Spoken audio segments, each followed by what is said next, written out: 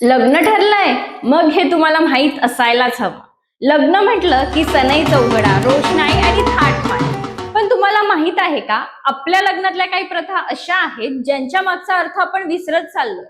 म्हणूनच या लग्न सराईत मी तुमच्यासाठी घेऊन येत आहे एक खास सिरीज, लगीन सराई. तुम्हाला ही गोष्ट माहित आहे का, जी आपल्या समाजात लग्ना इतकीच जुनी आहे पण तितकीच भयंकर सुद्धा. ती म्हणजे हुंडा.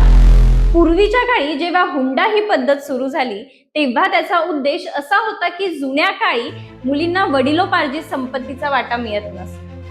त्यामुळे मुलगी जेव्हा आपलं घर सोडून दुसऱ्याच्या घरी जायची तेव्हा तिला आर्थिक सुरक्षा मिळावी म्हणून तिचे आई वडील तिला प्रेमाने दागदागिने, कपडे आणि काही गरजेच्या वस्तू द्यायचे. त्याला स्त्रीधन म्हटलं जायचं. हे कशासाठी होतं तर उद्या जर संकटाची वेळ आली तर मुलीकडे हक्काचं काहीतरी असावं.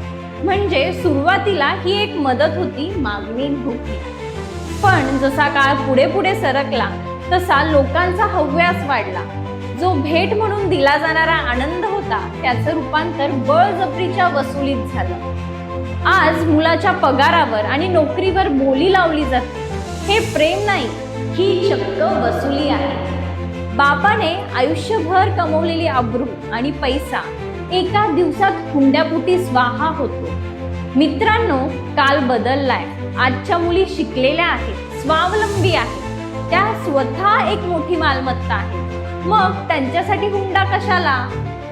या लग्न सराईत आपण एक संकल्प करूया का? हुंडा देणं किंवा घेणं नाही, तर लेकीला स्वावलंबी बनवणं हाच खरा मान आहे.